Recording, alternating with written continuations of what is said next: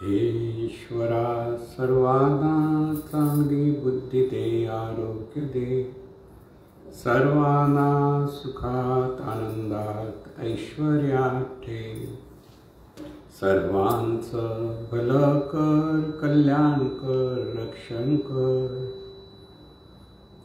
आणि तुझे गोड नाम मुखात अखंड राहू दे। सद्गुरुनाथ महाराज की जय।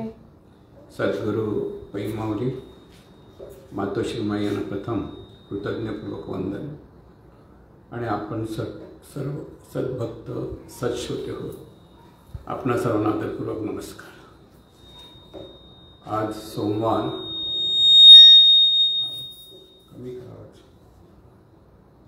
आज सोमवार आणि आजचा आपला जो विषय आहे तो म्हणजे चला आपण सारे आनंदाने जीवन जगूया।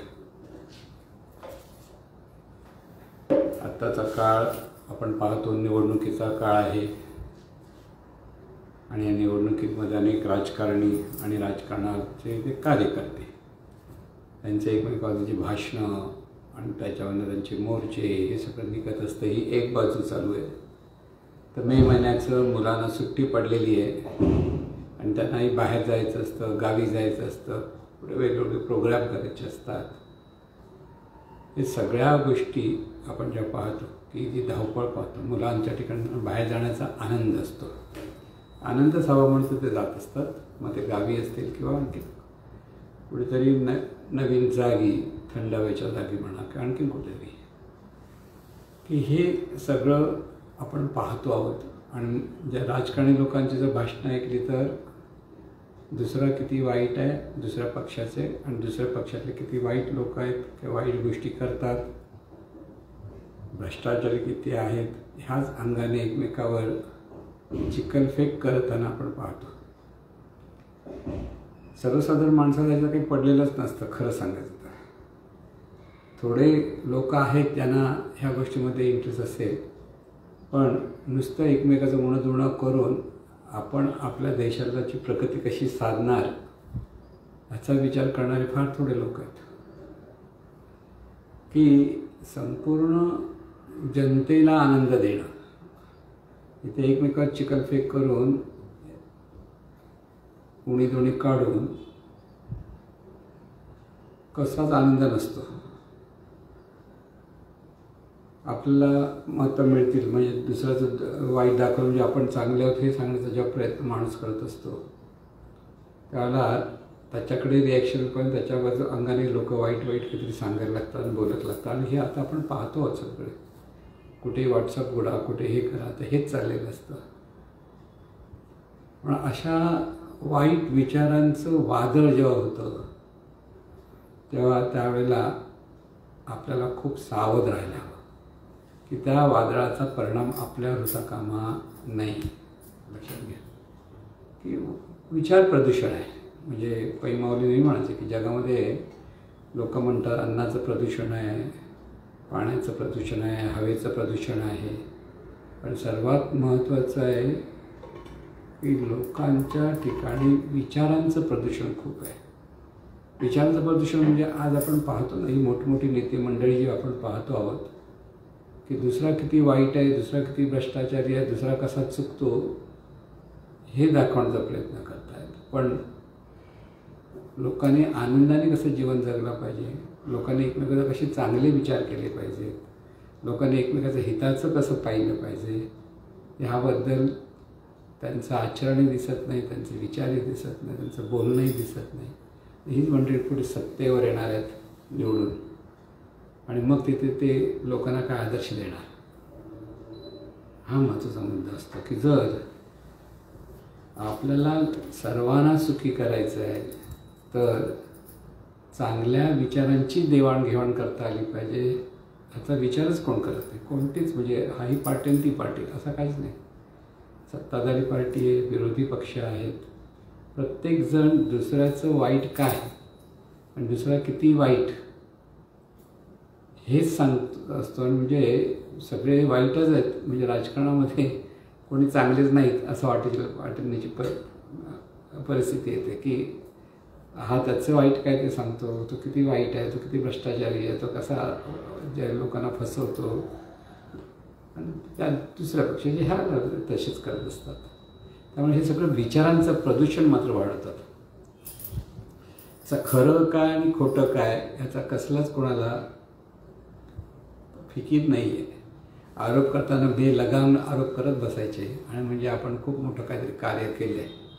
पण इथे निसर्गाचे नियम लोक हे विसरतात की जेव्हा आपण दुसऱ्यांचं वाईट चिंतितो की दुसऱ्यांबद्दल वाईट बोलत असतो, निंदा करत असतो, राजकारणाच्या पोटी खऱ्याचं खोटं आणि खोट्याचं खरं करत असतो,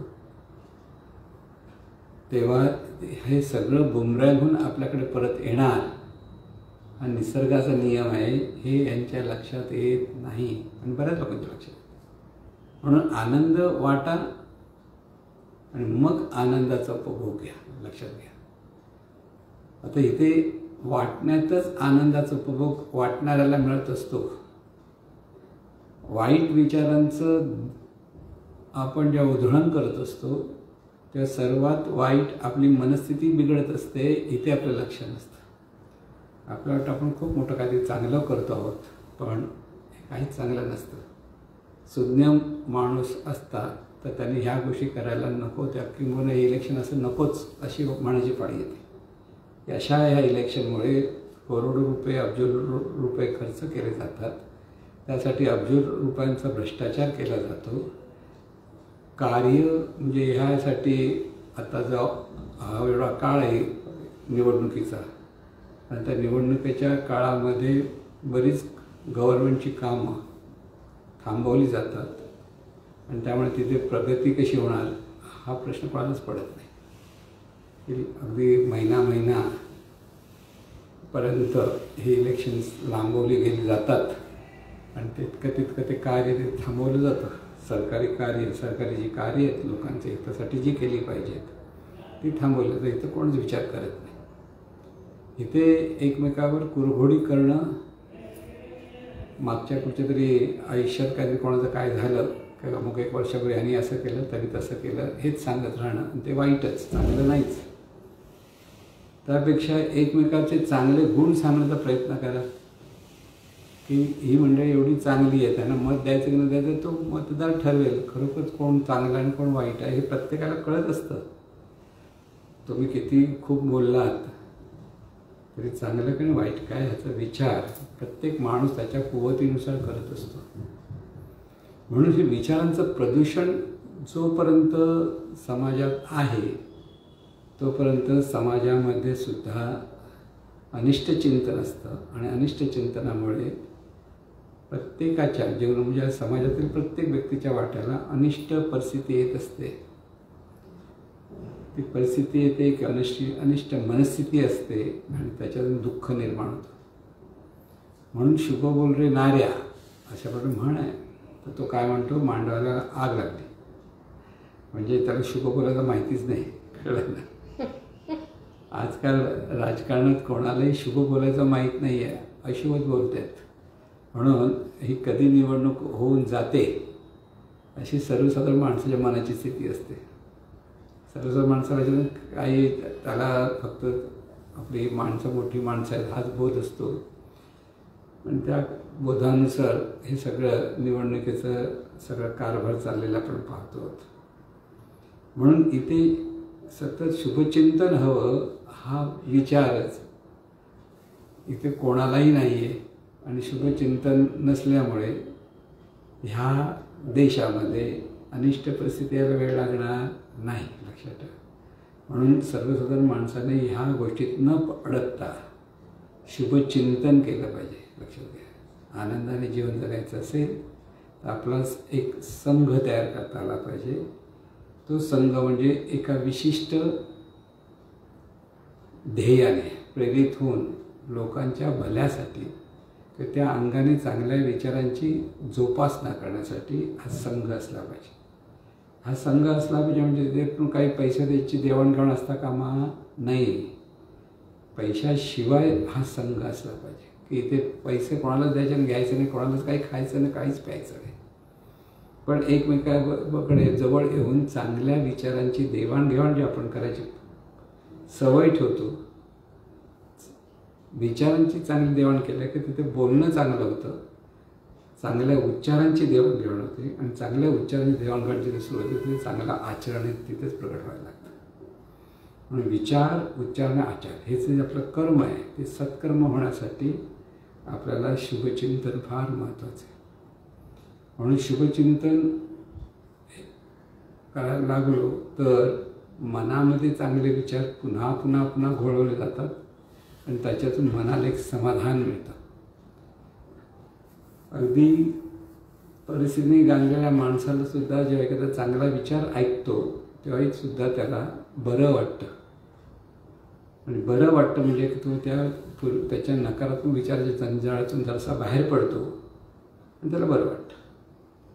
म्हणून इथे शुभचिंतन हवं आणि समोरच्या कोणत्याही व्यक्तीला आपल्या जवळ जेव्हा येते व्यक्ती तर त्या व्यक्तीला आपल्याकडनं विचारांची, चांगल्या विचारांची मदत कशी होईल ते पाहता आलं पाहिजे. लक्षात घ्या, आपल्याला संभाषण साधणं असा एक भाग आहे. बरेच लोक म्हणतात कम्युनिकेशन लोकांना करता येत नाही. खरी वस्तुस्थिती आहे. जो तो आपापल्याच भावनेतून एकमेकाशी संवाद साधण्याचा प्रयत्न करत असतो, आपल्याच भावनेतून बोलत असतो. एकमेकाशी बोलताना दोघांनी भावनांचा विचार केला पाहिजे आणि तो भावनांचा विचार झाला तर तो सुसंवाद असतो. नाहीतरी ते विसंवादच होतो आणि विसंवाद असेल तर दुःख निर्माण होतं. परत लक्षात ठेवायचं. म्हणजे सगळं काही आहे ते चिंतनात आहे, विचारात आहे आणि उच्चारात सुद्धा आहे. कारण चिंतनातूनच विचार निर्माण होतात आणि विचारातूनच बोलणं होतं म्हणजे उच्चार निर्माण होतात. आणि ह्या सगळ्यांच्या प्रक्रियेतून आपल्याला किंवा त्या समाजाला किंवा त्या संघाला आनंद मिळतो. म्हणून चांगल्या उच्च ध्येयाने जेव्हा एखादी लोक सत्संग निर्माण करतात आणि ते चांगल्या ध्येयाने प्रेरून चांगल्या विचारांची देवाणघेवाण करतात तर तिथे आनंद असतो. बघा, जिथे सत्संग असं आपण म्हणतो. आता सत्संग म्हणजे फक्त देवाचं भजन पूजन करणं म्हणजे सत्संग असा एक गैरसमज लोकांचा. सत्संग जिथे जिथे लोक एकमेकाशी चांगले संवाद साधतात, चांगलं आचरण करतात आणि एकमेकाला त्याच्यातून आनंद देतात.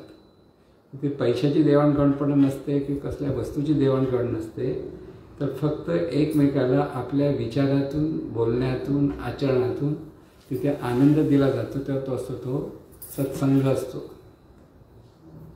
म्हणून आपल्याला आनंदात राहायचं असेल तर आपल्याला असं चांगला सत्संग निर्माण करता आला पाहिजे. लक्षात ठेवायचं, प्रत्येक काही जी मंडळी एकत्र येऊन चांगल्या विचारांची देवाणघेवाण करतील, मग तिथे परमेश्वरचा विचार असेल किंवा समाजाच्या भल्याचा विचार असेल, प्रत्येक माणसाच्या प्रगतीचा विचार असेल, सर्व अंगाने विचार असला पाहिजे. की जेव्हा आपण सर्व अंगाने जेव्हा पाहायला लागतो त्यावेळेला आपल्या मनाला एक आनंद मिळत असतो. लक्षात घ्या, आनंद हा मिळणं म्हणजे आनंद आपलाच आणि त्या आनंदाचा अनुभव तिथे आपल्याला घेता येतो. म्हणून आनंदाने जीवन जगण्यासाठी ही जीवनाचे वेगळे वेगळे जे टप्पे आहेत ते व्यवस्थित समजून घेता आले पाहिजेत. आजचा काळ आणि पूर्वीचा काळ ह्याच्यामध्ये खूप फरक आहे. पूर्वीच्या काळी जी इन्फॉर्मेशन सर्वसाधारण माणसाला नव्हती, इन्फॉर्मेशन म्हणजे सगळी जगाबद्दलची माहिती, व्यवहाराबद्दलची माहिती, अनेक गोष्टींची माहिती, शास्त्राची माहिती पूर्वीच्या काळी इतकी नव्हती. आता ती लगेच मोबाईलच्या एका बटनावर गुगल लावलं की तिथून तो गुगलकडनं आपल्याला सगळं काही माहिती मिळते. इतकी इन्फॉर्मेशन आपल्याला मिळायला लागल्यामुळे आजचा जो समाज आहे किंवा आजची जी पिढी आहे ती फक्त इन्फॉर्मेशनप्रमाणे जीवन जगते. पूर्वीचा समाज होता तो भावनेतून जीवन जगत होता. लक्षात घ्या की त्या भावनेतून जीवन जगायचं. कसं असतं, आईवडिलांनी सांगावं आणि मुलांनी तसंच वागावं असा एक काळ होता. मुलगा किंवा मुलगी आईवडिलांना उलटं विचारत नव्हते मी का करू असं. कळलं ना, आईने सांगितल्यावर, कारण ती भावनाशीलता होती त्या समाजात त्यावेळेची. आणि त्या भावनाशीलतेतून सुद्धा एक मुलं ज्यावेळेला आईवडिलांचं मन सांभाळत होती, त्यांना दुःख होऊ नये म्हणून त्याप्रमाणे वागत होती आणि त्यामुळे त्यांना तिथे आनंद होता. आज ती भावनाशीलता कमी कमी होत गेली, कारण एवढी माहिती लहान वयापासून आज ह्या पिढीला मिळायला लागलेली आहे. त्यामुळे त्यांची बुद्धिमान व्हायला लागली की जितकी माहिती जास्त त्यामुळे त्यांची बुद्धी तेवढी तल्लख व्हायला लागली. आणि तल्लख व्हायला लागल्यानंतर प्रत्येक गोष्टीच्या ठिकाणी ते वैज्ञानिक दृष्टिकोनातून पाहायचा प्रयत्न करतात. तिथे भावनाशीलता नाही. पूर्वीच्या काळी आई वडील सांगत त्या देवाला आपण नमस्कार करायचो. का नमस्कार करायचं असं कधी विचारलंच नाही. किंवा आई म्हणते असं वाकून नमस्कार कर, तर तसं वाकून नमस्कार करायचं, असं सगळं करत होतं. आजच्या पिढीला जर नमस्कार करता मी का नमस्कार करू हा प्रश्न ते विचारेल. लक्षात घ्या, तल्लख बुद्धिमत्ता आहे. आणि तल्लख बुद्धिमत्तेमुळे इन्फॉर्मेशन भरपूर असल्यामुळे त्यांना का हा प्रश्न विचारणं हे त्यांचं साहजिक आहे. विचारू नये असं नाही, पण फरक सांगतो आपल्याला. पूर्वीची पिढी आणि आत्ताची पिढी, 20-25 वर्षापूर्वीची पिढी आणि आत्ताची पिढी खूप जमीन अस्मानाचा फरक झाला. आणि ह्या जमीन अस्मानाच्या फरकमध्ये आत्ताचा काळ आहे जो तो स्पर्धेचा काळ आहे.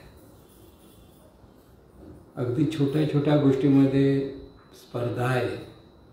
आणि ही स्पर्धा लहानपणापासून मुलांवर एवढी दबाव ठेवून ठेवते की त्यामुळे त्या स्पर्धेतून खरं म्हणजे आताच्या मुलांना जितकी माहिती अधिक आहे तितकंच जीवनात यश मिळण्याबाबतीत त्यांचं मन साशंक असल्यामुळे तिथे दुःख आहे की तिथे तणाव आहे. तणाव म्हणजे दुःख. लक्षात तणाव असं आपण म्हणतो ना, की तणाव आहे. म्हणजे मोठ्या माणसांनाही तणाव आहे, लहान मुलांनाही तणाव आहे. कारण त्यांना अमुक 1% मार्क मिळायलाच हवेत. बाबा ही परीक्षा पास झाली 10वी-12वी, तर परत ते नीट आणखी निर्णय परीक्षा द्यायलाच पाहिजे. त्याच्यातून पुढे तुम्हाला कॉलेज मिळणार. मग हे कसं होणार ह्याचं टेन्शन. मी किती अभ्यास केला आणि किती अभ्यास केल्यानंतरसुद्धा ते जर टेन्शन तसंच राहतं, होईल का न होईल, होण्याबद्दल कसलीही शाश्वती नसेल, तिथे टेन्शन येतं. खरं म्हणजे ह्या स्पर्धा आणि ह्या स्पर्धेतून आपल्याला जीवनात झोकून येणं, स्पर्धेतून सगळं जीवन जगण्याचा माणसं प्रयत्न करतात. आणि तिथेच त्यांना तणावातून दुःख निर्माण होतं. तणाव हा नसावा असंही नाही. लक्षात ठेवा. रबर असतो, रबराचं बँड असतो, म्हणजे रबर असते. तर रबरात जितका तुम्ही ताण तितका तो ताणला जातो. पण कुठपर्यंत एक मर्यादा ज्यावेळेस ती क्रॉस केली जाते आणि तो आणखीन ताणला जातो, तो तुटतो. लक्षात घ्या. म्हणजे ताणतणाव हा मर्यादित असेल तर माणसाची एफिशियन्सी वाढते, काम करण्याची कुवत अधिक चांगली. बाबा हे करायचं तणावात, पण तो जास्त तणाव पडला की त्याची एफिशियन्सी कमी होऊन जाते. लक्षात घ्या. ताणतणाव हे म्हणताना आपण ताणतणावाला पॉझिटिव्हली पण आपल्याला पाहता येतं की तणावामुळे माणूस अधिक एफिशियंट होतो, अधिक चांगलं काम करायचा प्रयत्न करतो. पण तोच तणाव वाढला तर त्याला ते नको वाटतं आणि तो निराशेने एका जागी बसून राहतो, काहीच करत नाही. म्हणून ही सगळी जी जीवनाची जी अंग आहेत आपली, या प्रत्येक जीवनाचं अंग प्रत्येकाला कळलं पाहिजे. आणि जेव्हा हे प्रत्येकाला कळेल त्यावेळेला त्याच्यातून त्याला मार्ग घेता आला पाहिजे. कारण प्रत्येकाने आपलाच मार्ग आपण शोधायचा असतो. म्हणून ह्याच्यावर सगळ्यात सोपा उपाय म्हणजे काय, लक्षात घ्या. मुलांना खूप शिकायचं आहे, शिका. कोणाला डॉक्टर व्हायचं डॉक्टर व्हा, इंजिनियरचं इंजिनियर व्हा. अगदी CAची परीक्षा तर CAची परीक्षा द्यावी. कोणाला पॉलिटिक्समध्ये तर पॉलिटिक्सचा जो अभ्यास आहे तो केला पाहिजे. सगळं काही करू शकतात. पण त्याच्यातून आपल्याला चांगला माणूस व्हायचा आहे हा विचार प्रत्येक मुलाला दिला पाहिजे. लक्षात घ्या. तुला कोण व्हायचं आहे, तो पण डॉक्टर व्हायचं आहे. हो, पण तू चांगला डॉक्टर हो. तुला वकील व्हायचं, हो, मग तू चांगला वकील हो. चांगला माणूस म्हणजे जो चांगला माणूस असतो तो चांगला वकील होतो, तो चांगला डॉक्टर होतो, तो चांगला ऑफिसर होतो, तो चांगला राजकारणी होतो. म्हणून मुळात चांगलेपणाची जोपासना करणं हे जीवनात अत्यंत आवश्यक आहे. लक्षात ठेवा. चांगलेपणा, मला अधिक चांगला माणूस व्हायचा आहे हा विचार माणूस करतो. जो असं पुन्हा पुन्हा विचार करेल त्याला जशी दिशा मिळत जाते. आपल्याला अधिक चांगलं व्हायचं आहे आणि अधिकाधिक चांगलं व्हायचं म्हणजे चांगलं माणूस व्हायचं आहे की ज्यामुळे ज्या समाजामध्ये आपण राहतो, की ज्या लोकांमध्ये राहतो आहे, तो छोटा समाज आहे मोठा समाज असेल, तिथे त्यांना त्याचा आनंद होईल आणि त्या आनंदातून जीवन जगतं. म्हणून आनंद देण्यासाठी आपणच अधिकाधिक चांगलं कसं विचार करायला पाहिजे, कसं बोललं पाहिजे, कसं आचरण केलं पाहिजे हे आपल्या लक्षात ठेवा. म्हणजे ह्या सगळ्या गोष्टी जर आपण पाहायला गेलो तर इथे ज्ञानदृष्टी पाहिजेच, वैज्ञानिक दृष्टिकोनही हवाच. सगळ्या गोष्टी दृष्टिकोन चांगले दृष्टिकोन असायला हवेत की ज्याच्यातून जीवनाकडे आपल्याला सकारात्मक दृष्टीने पाहता येतं. आणि सकारात्मक दृष्टीने पाहताना आपण आनंदाने जीवन जगायला लागतो. किती चांगली परिस्थिती आली तर हुरळून जायचं नाही आहे आणि खूप वाईट परिस्थिती आली तरी निराश व्हायचं नाही, खचायचं नाही. हे जीवनाचं गणित पक्क लक्षात ठेवायचं आहे. कारण वाईट परिस्थिती सांगून येत नाही किंवा चांगली परिस्थिती आमंत्रण देऊन येत नाही. दोन्हीसाठी आपल्याला कर्म आपल्याकडे कसं असेल किंवा आपली त्या ठिकाणी पाहण्याची दृष्टी कशी असेल त्यावर आपल्या जीवनाचं यश असतं, त्यावर जीवनात आनंद असतो. हे लक्षात ठेवा. परिस्थितीमुळे वाईट विचार आपण करायला लागलो तर ते आपली चूक आहे, परिस्थितीची चूक नाही.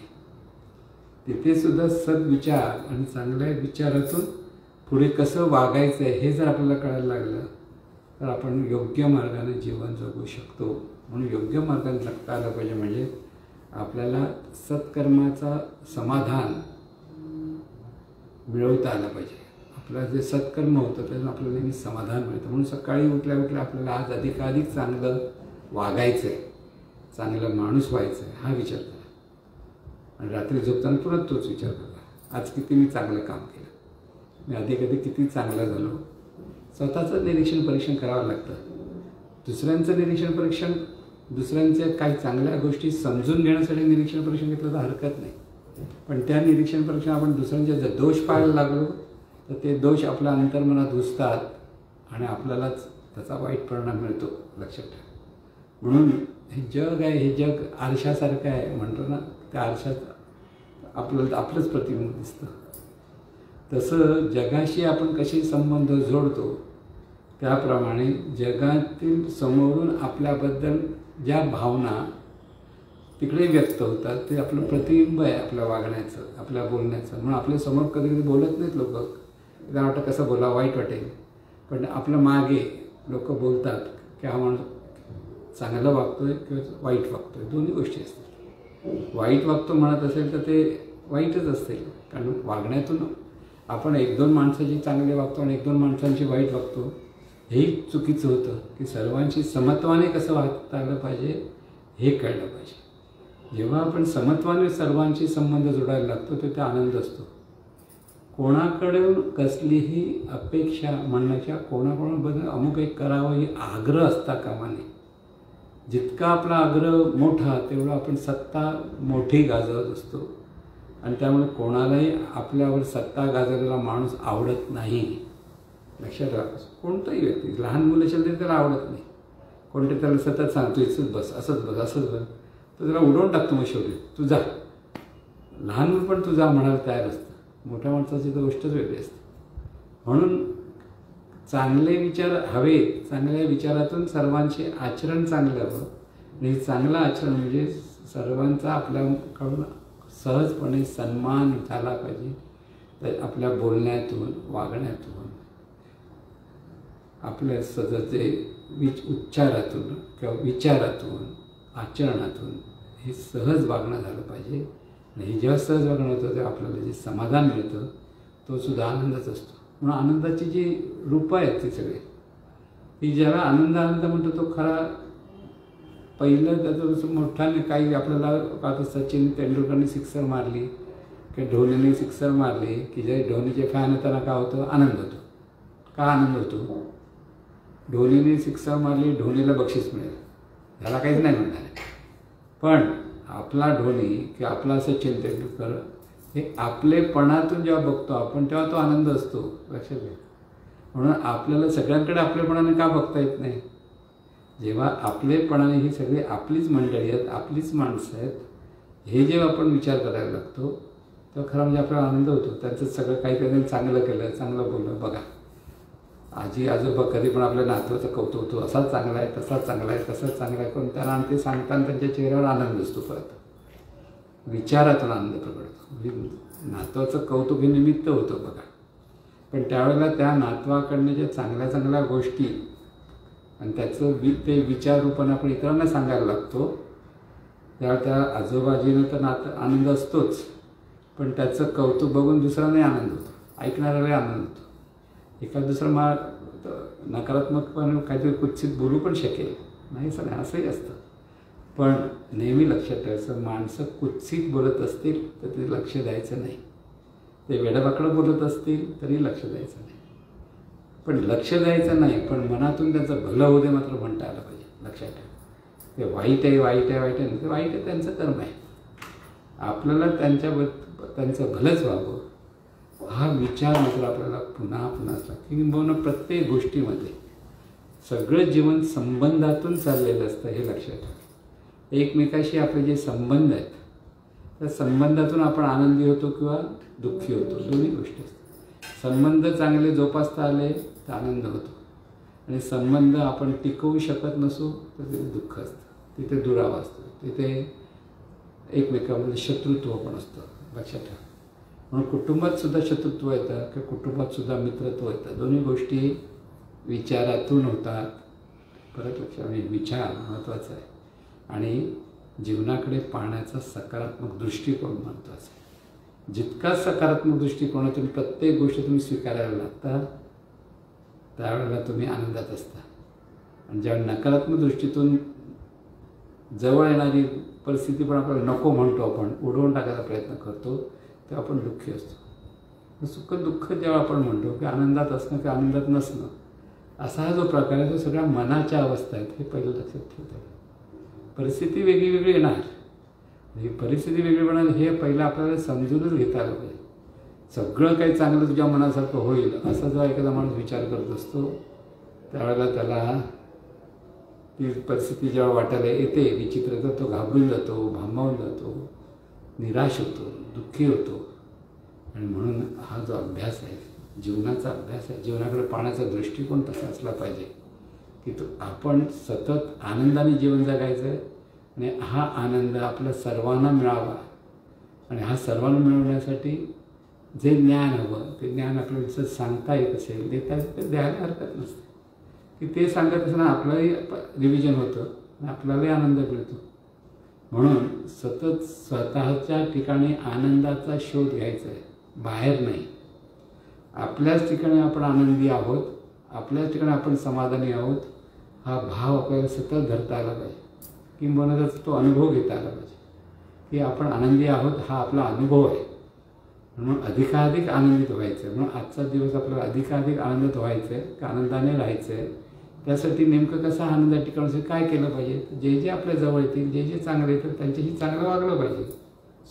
उत्तर सोपं आहे. चांगलं म्हणजे शुभचिंतन, ते शुभ विचार, शुभ उच्चार आणि शुभ आचार, ह्या सगळ्या गोष्टी आपल्याकडनं जर होत असतात, कारण मस्करीतून पण कोणाला वेळ आपण मस्ती करून बोलू नका.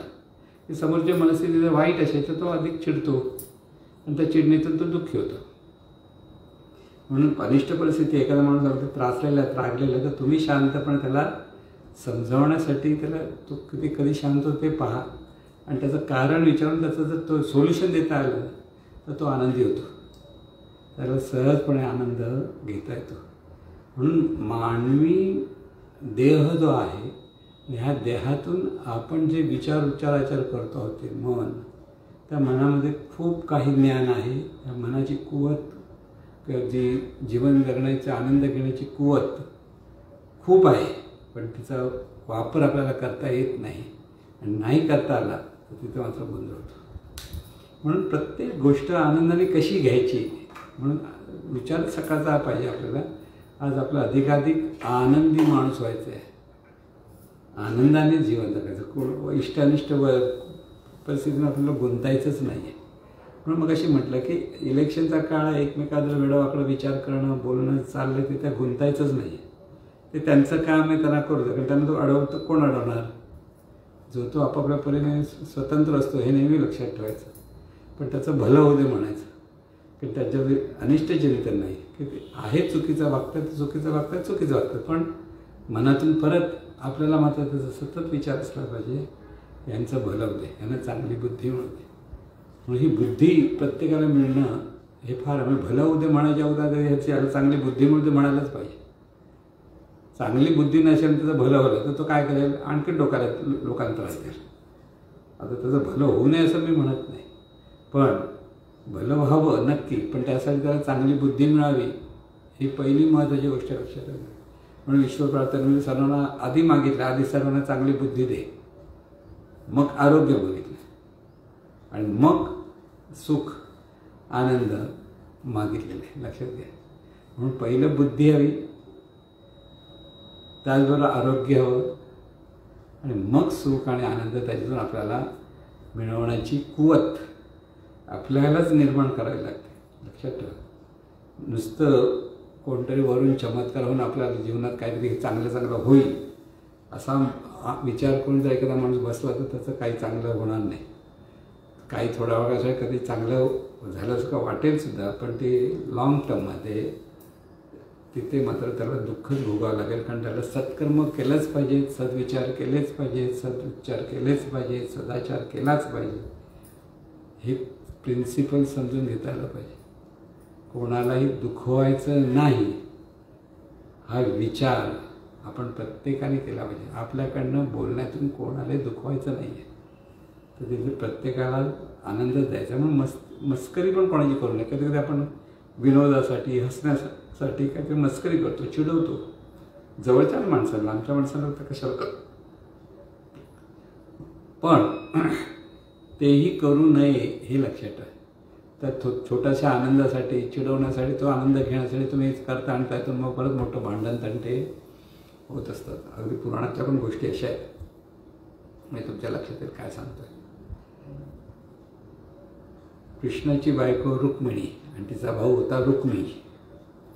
आता कृष्णाच्या मुलाचा म्हणजे प्रद्युम्न हा त्याचा मुलगा होता, आणि त्याचं लग्न ठरवलं कोणाशी, ह्या रुक्मिणीचा भाऊ जो रुक्मी आहे त्याच्या मुलीशी. ती अतिशय सुंदर होती, आणि म्हणून बलराम वगैरे सगळं वराड त्यांच्या तिकडे त्यांच्या राज्यामध्ये गेले.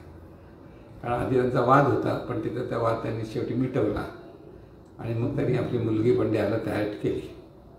आता ही मुलगी देणार म्हणून हे सगळेजण बसले तर गप्पा करत. बलराम म्हणजे आधीच गरम डोक्याचा, आणि तिथे करता कुठेतरी मस्तीमधून एकमेकाच्या बद्दल चुकीच्या गोष्टी काय काय झालेल्या आहेत मागच्या आयुष्यात, त्यावर दोघांचं बोलणं झालं. आणि ते बोलता बलरामावर काहीतरी कॉमेंट झाल्याबरोबर बलरामचं डोकं भडकलं, आणि त्याने गदा उचलून त्या रुक्मीच्या डोक्यावर मारली, आणि बिचारा रुक्मी तिथंच गेला. मस्करी, विनोद, नुसतं हसायला म्हणून कोणाच्या व्यंगावर हसू नये, व्यंगावर कधी मस्करी करू नये. लक्षात ठेवायचं. तिथे व्यंग असेल तिथे सहानुभूतीच ठेवायची. तिथे हसणं, कधी असा चालतो, वाकडा चालतो, हे करतो, ते करतो, कधीच बोलू नये. कारण त्याचा वाईट परिणाम परत आपल्याकडे येणार असतो. जर चांगलं वाईट बोलला तर वाईट, करुणा दाखवता चांगली गोष्ट होत असते. आणि म्हणून प्रत्येक गोष्टीमध्ये किती सावध राहिलं पाहिजे माणसाने, की बेसावधपणे जर माणूस जीवन जगायला लागला तर तो दुःखी होतो. शेवटी त्याचे दुःख परत पडतं जीवनाकडे. म्हणजे आपल्या आरोग्याकडे दुर्लक्ष करून माणूस काही खाऊ पिऊ कसाही राहिला तर दुःख होणार. हे सांगायला कोण ज्योतिषी हवा का? नाही. की ते शरीराची काळजी घेणं हे जितकं महत्त्वाचं आहे तितकं शरीराची काळजी घेतलीच पाहिजे. आणि त्यासाठी आपल्याला हे चांगला सत्संग निर्माण झाला पाहिजे हे लक्षात ठेवा. आपल्या आजूबाजूला सत्संग जर चांगला असेल तर हे सगळ्या चांगल्या गोष्टी घडतात. म्हणून लोकांना आणि आपल्याला आनंद मिळण्यासाठीच सत्संग हवा. लक्षात, आनंद मिळणं म्हणजे चांगल्या विचारातून, चांगल्या उच्चारातून आनंद हवा. आणि हा जो आनंद हवा म्हटल्यानंतर आपल्याला ह्या सगळ्या गोष्टी समजून घेता आल्या पाहिजे. म्हणजे जीवनाची छोट्या गोष्टी आहेत, पण म्हणून कोणाची मस्करी झाली तर कुस्करी होते असं म्हटलं जातं. त्याचं खरं कारण ते आहे. म्हणजे आता हे पुराणातला गोष्ट. आता बलराम म्हणजे तसा बघायला तर बुद्धिवान होते, आणि त्यामुळे ही सगळी जी जीवन चाललेले आपण पाहतो तो हे आनंदासाठी, आनंदातून जीवन जगण्यासाठी हे करायचं आहे. म्हणून ह्या छोट्या गोष्टीवर नेहमी लक्ष ठेवलं पाहिजे, की छोट्या गोष्टीतच खऱ्या वेळेला सुख आणि दुःख असतं. छोटी गोष्ट असते आपल्याला माहीत नसतं, आणि त्याच्यातून असं झालं की आपला सगळा गोंधळ होतो. म्हणून सावध राहिलं पाहिजे, बोलताना सावध. दुसऱ्याचं मन दुखवत नाही ना, पण छोट्याशा बोलण्यात आपण दुखवतो, कितीतरी वेळा होतो. पण सगळ्यात महत्त्वाचं बोलणं, कारण बोलणंच कळतं, विचार आधी कळत नाही. बोलण्यामुळे विचार कळतो. एखादा म्हणून विचार लपवेल चांगलं बोलेल, पण ते थोडे दिवस नंतर ते आतमध्ये ते कुठेतरी बाहेर पडतंच. त्यामुळे इथे सद्विचार आणि सद्भावना आपल्याला सर्वांबद्दल असणं फार महत्त्वाचं. पण प्रत्येक ठिकाणी कोणी आपल्याला मदत करत असेल तर कृतज्ञता व्यक्त करा. कसली मदत? कोणी आपल्याला आपलं कौतुक करत असेल तर त्याच्याबद्दल मनामध्ये सतत त्याचं भलं व्हावं हा विचार करा. कोणी आपल्याला टीका करत असेल तर आपल्याला काय चुकतं ह्याचा विचार करा. कुठे चुकतं आहे, कशामुळे टीका करायला आपण वाव देतो आहे, आणि ते दिला म्हणून त्याचं काय वाईट वाटायचं काहीच कारण नाही. परत लक्षात, अंगाला कोणतीच गोष्ट आपण लावायची नसते. आपण माझं करून खेचतो आणि आपल्याला दुःख आणि सुख निर्माण करून घेत असतो. आणि म्हणून सुखी होण्याचा हा साधा मंत्र आहे की सद्विचार, सद्विचार आणि सदाचार. आणि त्याबरोबर असेल तर सत्संग हा आपण आपलाच तयार करायला लागतो आणि त्याच्यातून आपण आनंदाने जीवन जगू शकतो, का आनंदाने जीवन जगता येतं. असं आनंदाने सर्वांनी जीवन जगावं हीच सद्गुरूंनी प्रार्थना.